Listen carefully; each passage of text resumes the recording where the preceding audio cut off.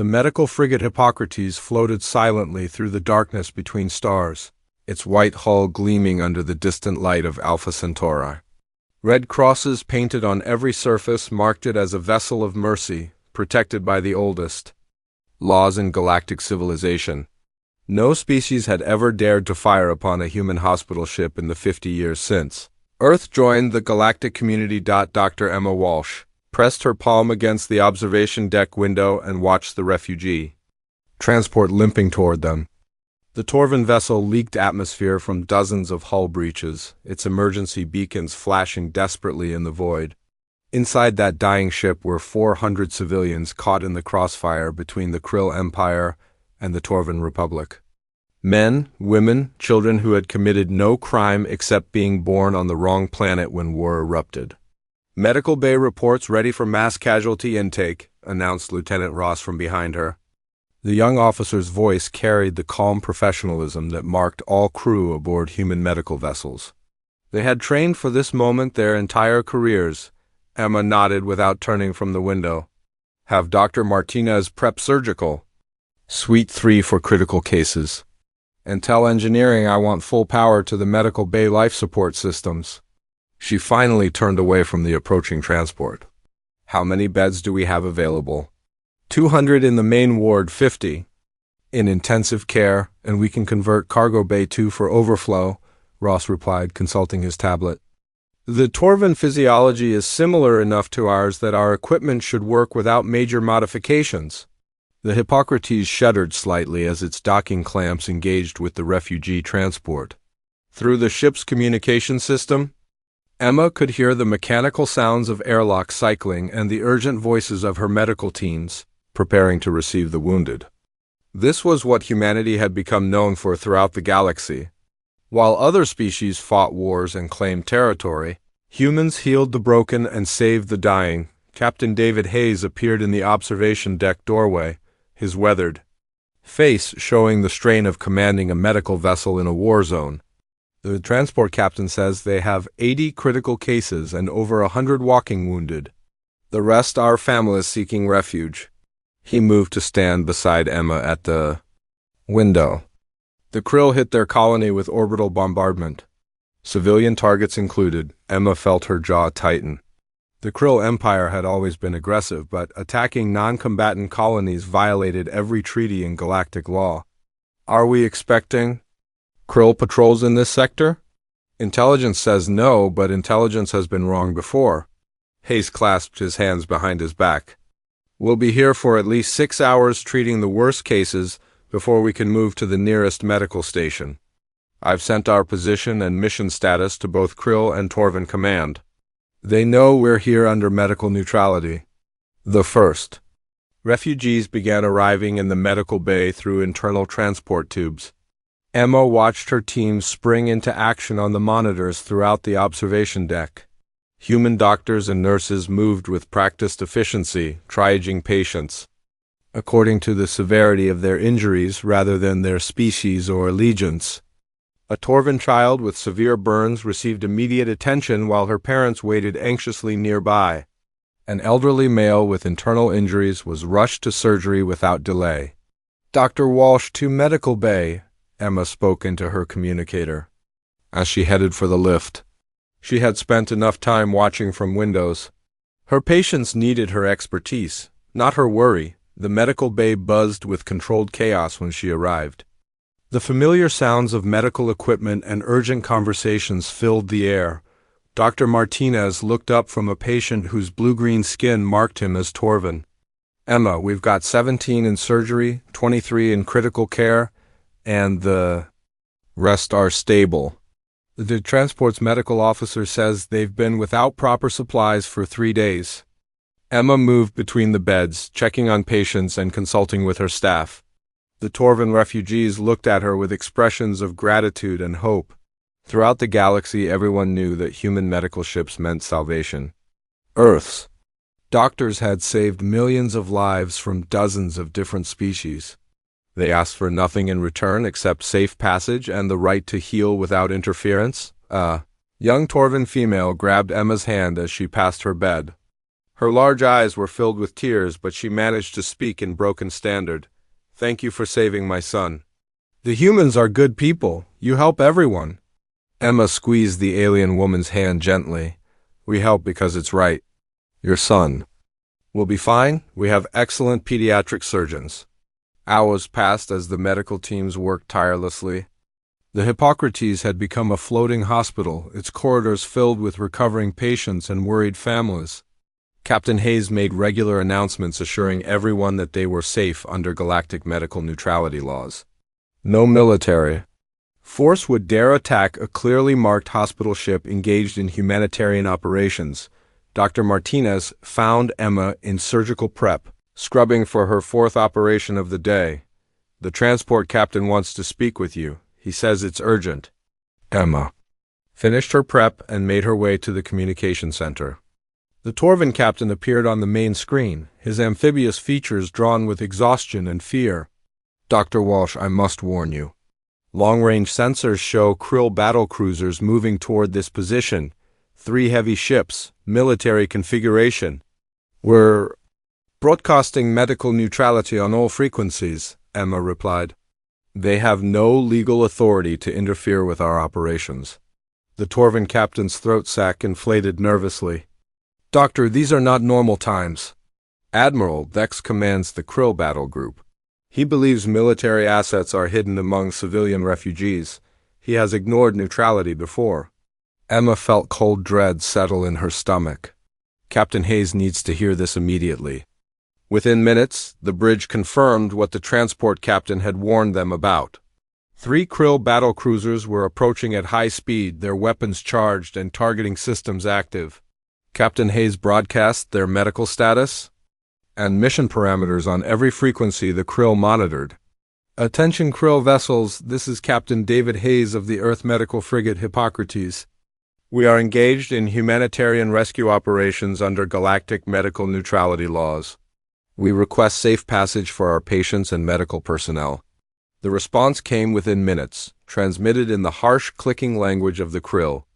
"Empire," the universal translator rendered it in cold, mechanical standard. "Human vessel, you harbor enemy military assets. Prepare for boarding and inspection or be destroyed." Emma returned to the medical bay where her patients waited trustingly. In their beds, the young Torvin mother who had thanked her earlier was reading to her son, completely unaware of the danger approaching. Around them, human medical personnel continued their work, believing that their mission of mercy would protect them as it always had. Above them on the bridge, Captain Hayes faced an impossible choice.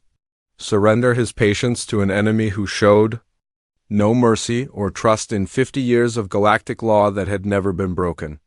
Outside the ship's hull, 3 Krill battle cruisers powered their weapons and prepared to write a new chapter in the laws of war. Admiral Vex studied the human medical ship through the view screen of his flagship, the battle cruiser Devastator. The white vessel with its prominent red crosses looked harmless enough, but intelligence reports suggested otherwise. Torvin military commanders had been spotted boarding refugee transports, using civilian evacuations to escape justice for their war crimes. "Scan shows 400 life forms aboard the human ship," reported his tactical officer. "Mix of human and Torvin signatures. Heavy shielding around their cargo sections prevents detailed analysis." Vex clicked his mandibles together in thought. The Krill Empire had been hunting a specific group of Torvin generals who had ordered chemical attacks on Krill colonies. If those war criminals were hiding among the refugees, he could not let them escape. The humans and their medical neutrality laws meant nothing if they were being used to harbor enemies of the Empire. "Signal the human vessel again," Dex commanded. "Tell them they have 5 minutes to prepare for boarding. Any resistance will be met with force." Aboard the Hippocrates, Captain Hayes received the ultimatum with growing alarm. Around him, his bridge crew worked frantically to broadcast their medical credentials and patient manifests to the approaching Krill ships. Every communication they sent was met with the same demand for immediate surrender. "Sir, they're powering weapons," reported his tactical officer. "All 3 ships are targeting our drive systems and life support." Hayes grabbed his communicator. "All hands, this is the captain. We are under threat from Krill military vessels. Prepare for possible hostile boarding. Medical personnel are to continue patient care. We will not abandon our mission. Dr. Emma Walsh heard the announcement while treating a Torvan child whose leg had been shattered by falling debris during the colony bombardment. Around her, other medical staff looked up from their patients with confusion and growing fear. The idea of a military attack on a hospital ship was so unthinkable that many could not fully comprehend what they were hearing. "Doctor, what does this mean?" asked Nurse Kelly, her voice tight with worry. "They can't attack us. We're protected by medical neutrality." Emma continued working on the child's leg, her hands steady despite the fear building in her chest. "It means we keep doing our jobs. These patients need us." The Torvan mother from earlier approached Emma's workstation. "Dr. Walsh, should we be afraid? My son is still recovering from surgery." "You're safe here," Emma replied, though she no longer felt certain of her own words. "This is a hospital ship. We're protected by galactic law." On the bridge, Captain Hayes made one final attempt at communication. "Admiral Vex, this is Captain Hayes. I am transmitting our complete patient manifest and medical records. We have no military personnel aboard. We are treating wounded civilians under the protection of the Galactic Medical Accord. I remind you that attacking a hospital ship is a war crime under every civilized law." The response came immediately, harsh and final. "Captain Hayes, you have 30 seconds to lower your shields and prepare for boarding. This is your final warning." Hayes looked around his bridge at officers who had served with him for years. They had joined the medical service to save lives, not to fight wars. But they would not abandon their patients to an enemy that showed no regard for the most basic laws of civilization. "All hands, brace for impact," Hayes announced. "We will not surrender our patients." The first energy blast struck the Hippocrates amidships, tearing through the outer hull and sending shockwaves throughout the vessel. Emergency lights flickered as power systems struggled to compensate for the damage. In the medical bay, patients screamed as their beds shifted and medical equipment toppled over. Emma was thrown against a bulkhead as the ship shuddered under the impact. The Torvan child she had been treating cried out in pain as his injured leg was jarred. Around the medical bay, her staff struggled to maintain their footing while protecting their patients from falling debris. "Emergency bulkheads activated," announced the ship's computer. "Hull breach in sections 7 through 12. Medical bay integrity compromised." The second blast was worse than the first. It struck directly at the medical bay, punching through the reinforced hull and exposing an entire section to space. The emergency force fields activated immediately, but not before a dozen patients and 3 human doctors were swept into the void. Emma watched in horror as Dr. Martinez, who had been checking on a critical patient, was caught in the explosive decompression. He had time for one final look back at his colleagues before the vacuum claimed him. The elderly Torvan patient he had been treating died instantly when his life support systems failed. "Medical emergency in all sections," Emma called into her communicator, though she knew the words were meaningless now. They were all immortal. Danger from an enemy that had chosen to ignore every law of civilized warfare. The third energy blast targeted the bridge directly. Captain Hayes had just enough time to send one final transmission before the command center was vaporized around him. "This is Captain Hayes of the medical frigate Hippocrates. We are under attack by Krill forces. Medical neutrality has been violated. They are killing wounded civilians. Tell Earth what happened here." The communication cut off as the bridge exploded in white fire. Hayes and his entire command crew died at their posts, still trying to protect their patients even as death approached. Emergency power flickered throughout the ship as automated systems struggled to maintain life support. In the medical bay, Emma rallied her surviving staff around the remaining patients. The Torvan mother clutched her son to her chest, both of them crying as the ship continued to shake under weapons fire.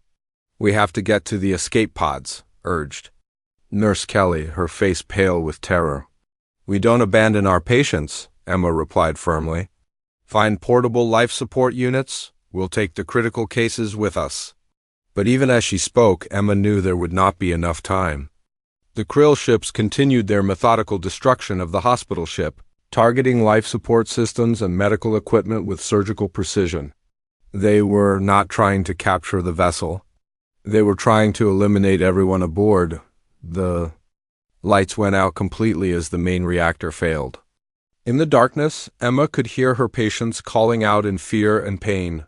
The Torvin child she had been treating reached for her hand, his small fingers cold and trembling. "Doctor, are we going to die?" he whispered. Emma squeezed his hand and tried to keep her voice steady. "I don't know, sweetheart, but I'll stay with you no matter what happens."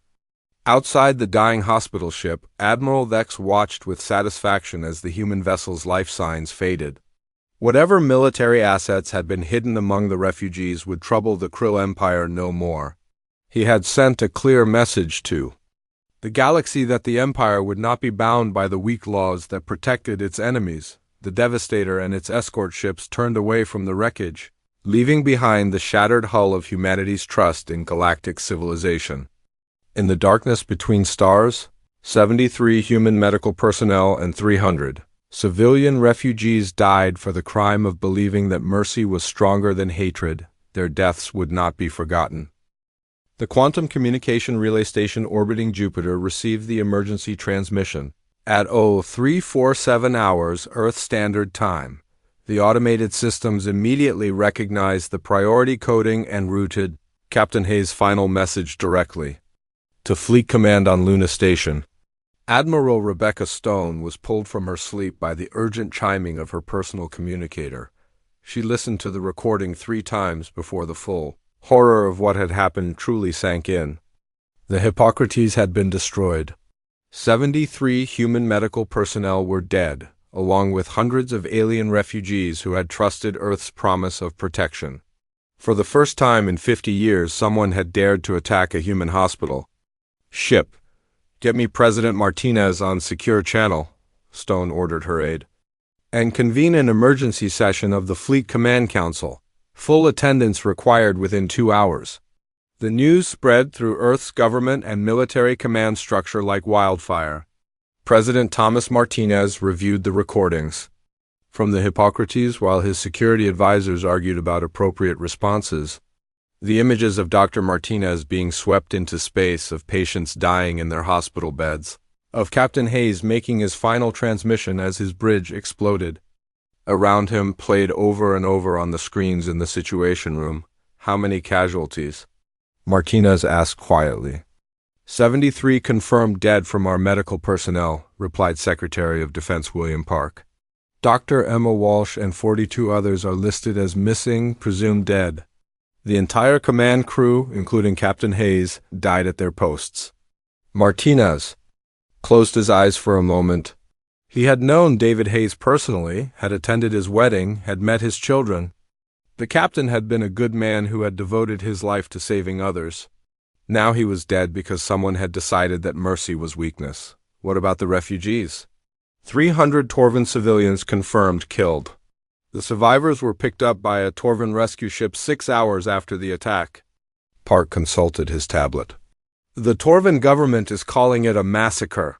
They're demanding justice through the Galactic Council." The emergency session of the Galactic Council convened 12 hours after the attack. Representatives from 47 species gathered in the Great Chamber on Proxima Station to address what many were calling the most serious violation of galactic law in recorded history. The human ambassador, Patricia Wells, presented the evidence of the unprovoked attack with cold precision. The medical frigate Hippocrates was clearly marked according to all galactic standards.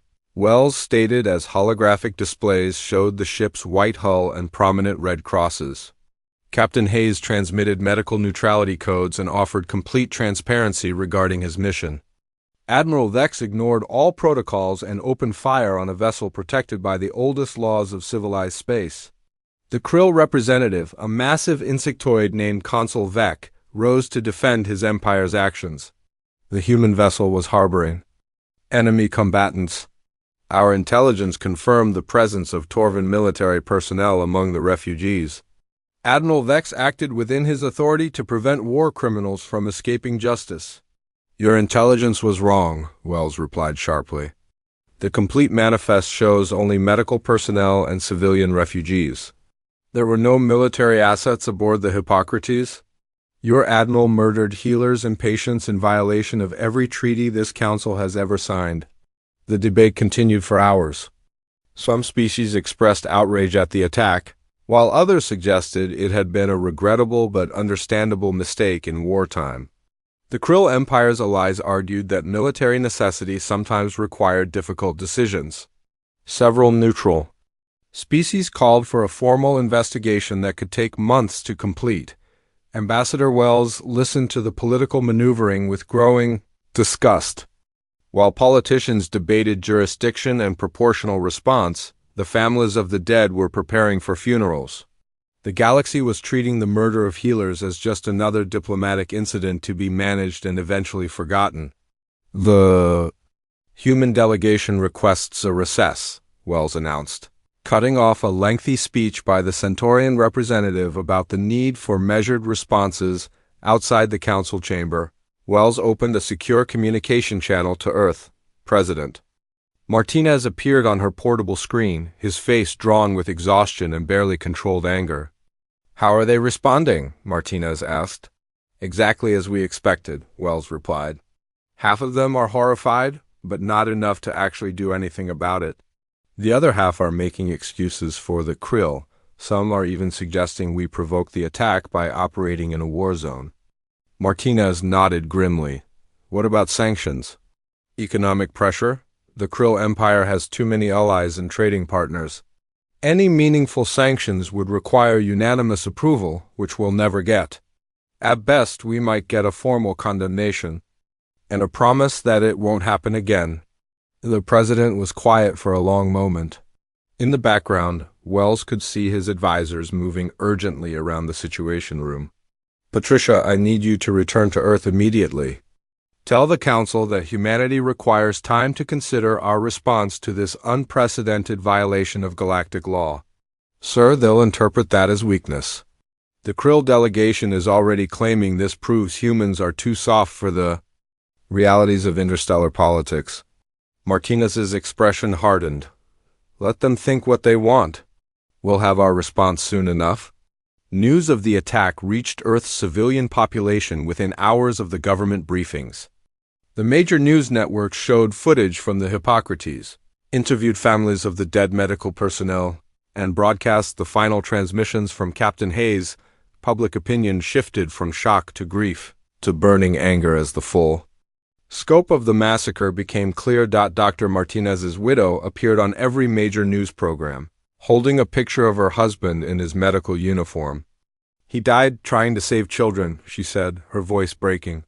He died because he wouldn't abandon patients who trusted him. That's the kind of man the Krill Empire murdered. Protests erupted in major cities across Earth. Citizens demanded justice for the dead and action against the Krill Empire. Many carried signs with pictures of the Hippocrates and slogans calling for an end to what they saw as galactic appeasement of aggression.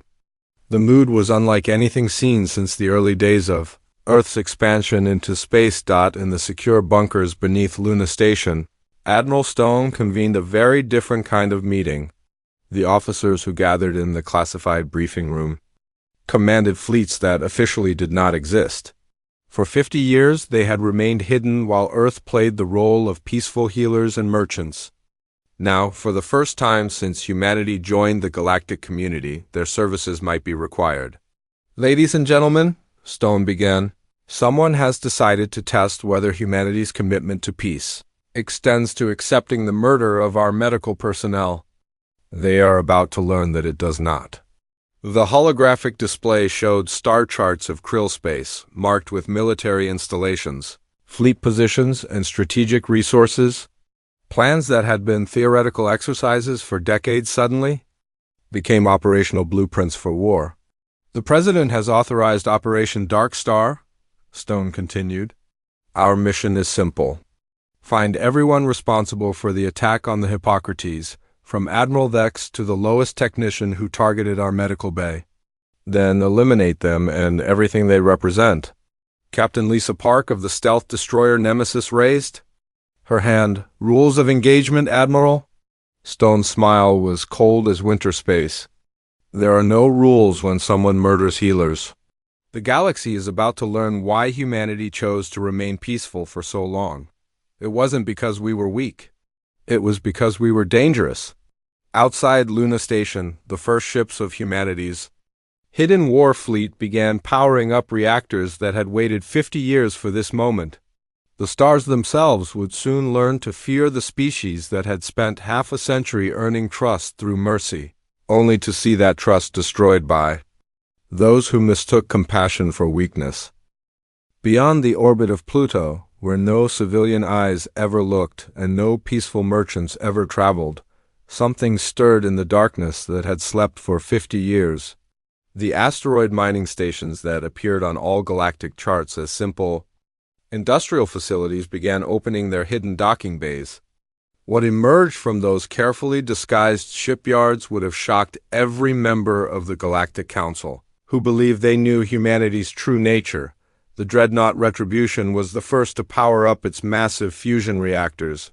At over a kilometer in length, it dwarfed the largest Krill battle cruiser by a factor of 3.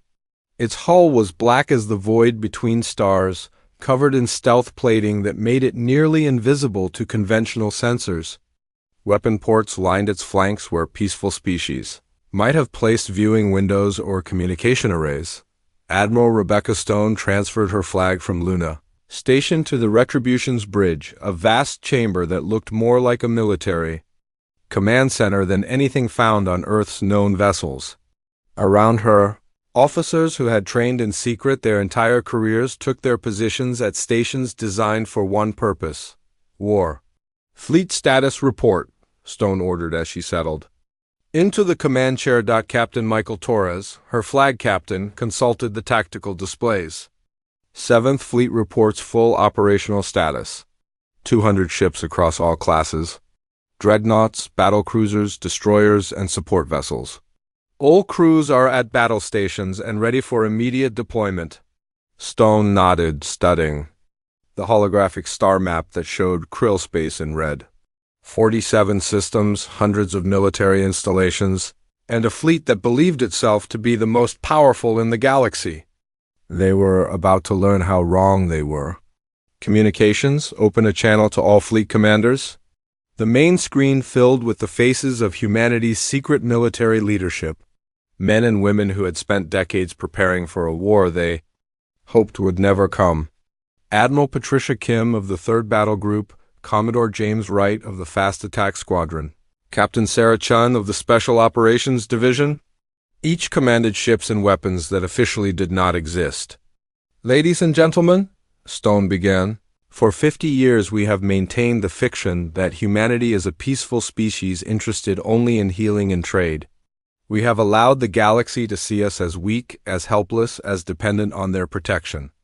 Today that changes. She gestured to the tactical display showing the Hippocrates burning in space. They murdered 73 of our medical personnel and 300 civilians under our protection.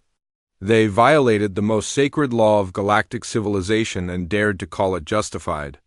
The Galactic Council will debate and negotiate, and ultimately do nothing meaningful. That is not acceptable. The fleet commanders listened in grim silence. They had all seen the recordings from the hospital ship, had watched Dr. Martinez swept into space, had heard Captain Hayes' final transmission. These were not strangers who had died in some distant conflict. They were colleagues, friends, people who had chosen to heal rather than harm. Our mission is Operation Dark Star, Stone continued. Complete neutralization of all Krill military assets involved in the attack on the Hippocrates. Admiral Vex and his battle group are our primary targets, but we will not stop there. Every installation that supported the attack, every ship that provided intelligence, every officer who gave the order will be eliminated. Captain Torres pulled up detailed intelligence reports.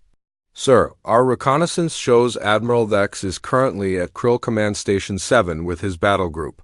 The station is heavily defended with orbital platforms and a supporting fleet of 60 ships. Stone smiled coldly. 60 ships against 200. I almost feel sorry for them, almost. The Seventh Fleet moved out from Earth's outer system in complete stealth mode.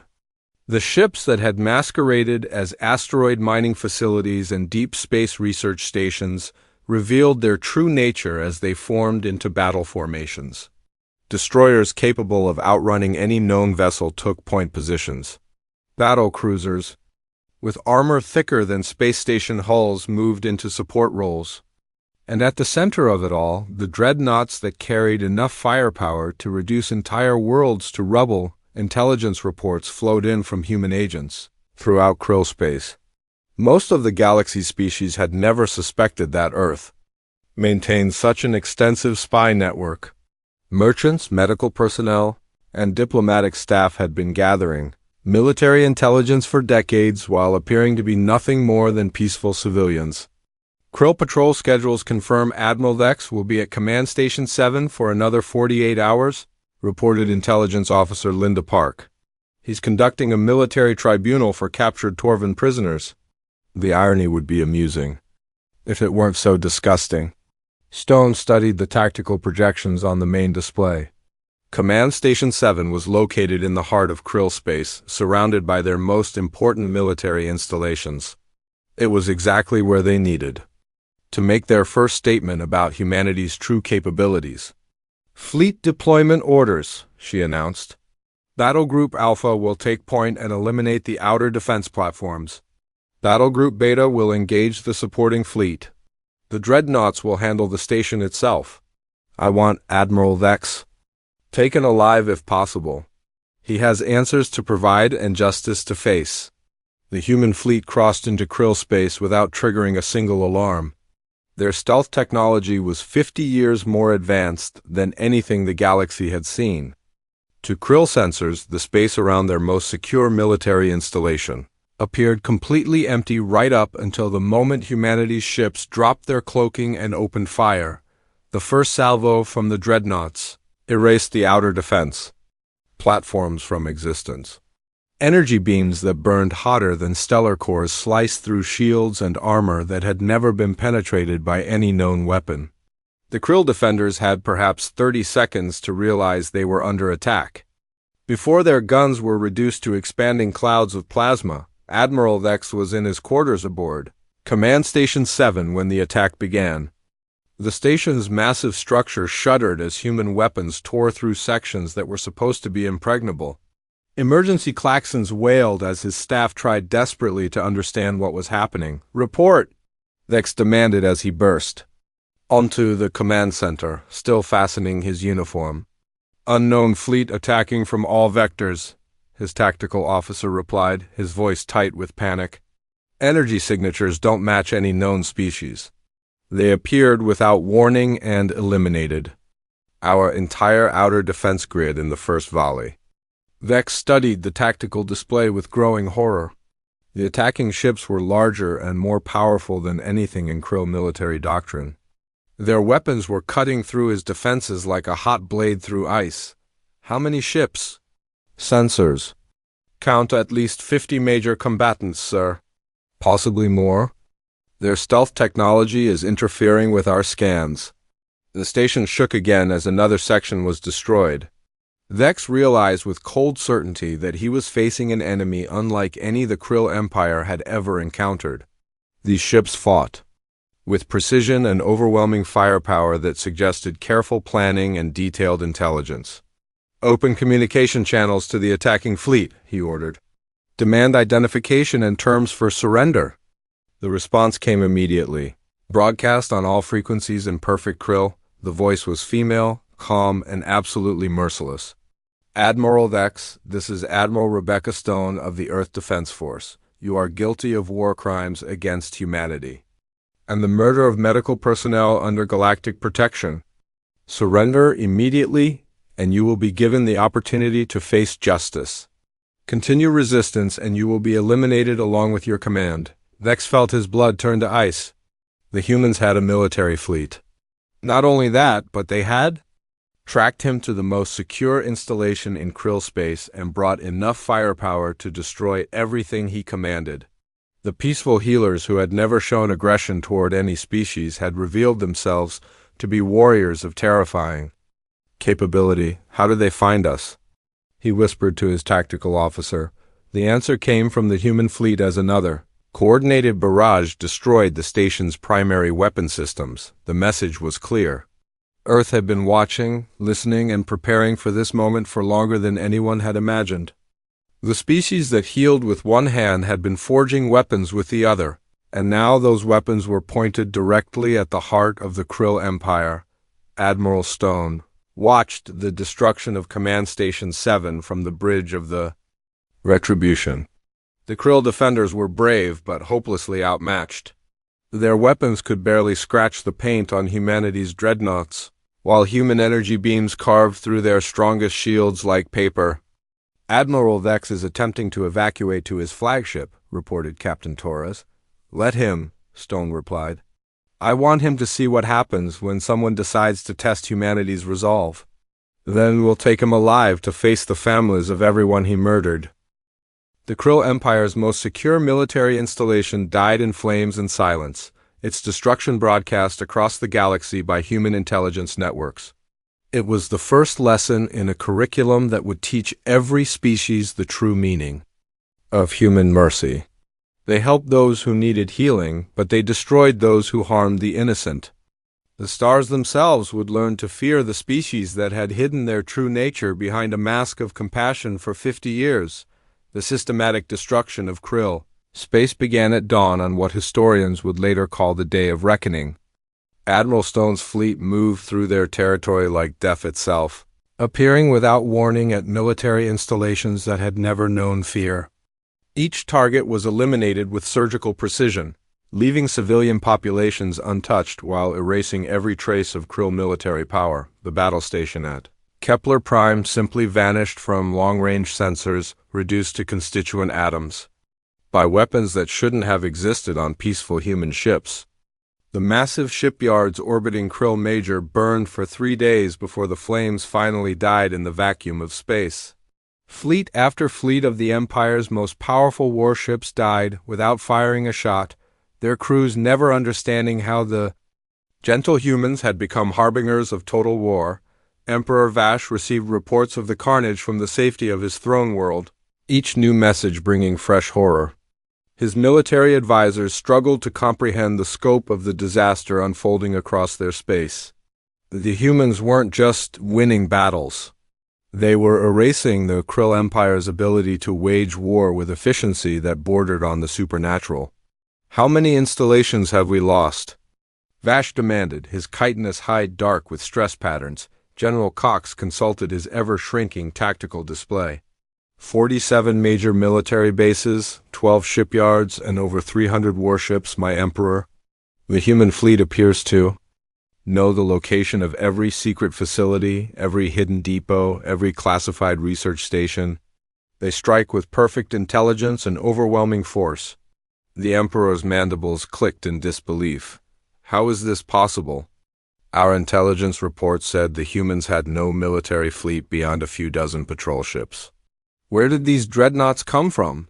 The answer came from an unexpected source.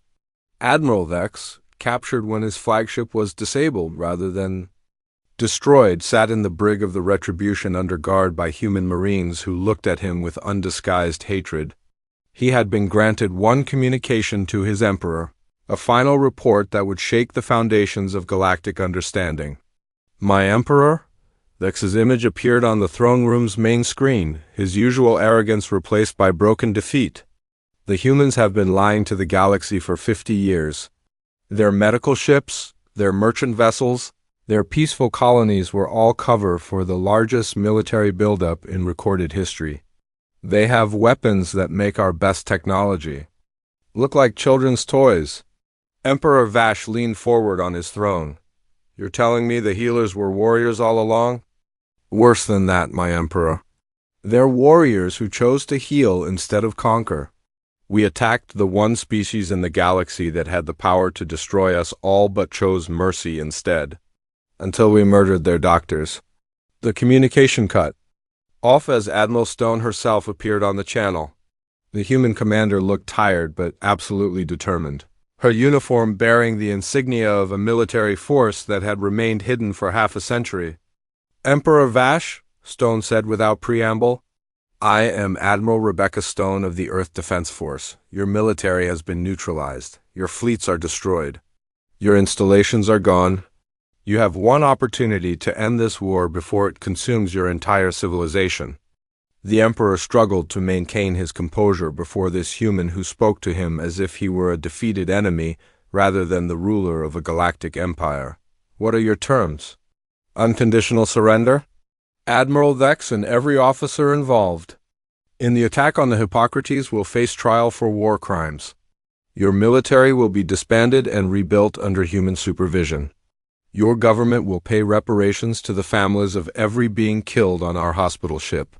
Vash's advisors whispered urgently around his throne, but the Emperor silenced them with a gesture. He had seen the tactical reports. His empire no longer had the military strength to resist even if he wanted to. The humans had demonstrated their ability to strike anywhere in Krill space with impunity. "And if I refuse?" Stone's expression didn't change. "Then we continue our current operations until there is nothing left of your empire but memory. The choice is yours, Emperor. Surrender and live under human protection, or join your military installations in oblivion." The surrender came 3 days later, broadcast across the galaxy from the ruins of what had once been the Krill Empire's greatest naval base. Emperor Vash signed the documents while standing in the wreckage of his own flagship, surrounded by human marines and the families of those who had died on the Hippocrates.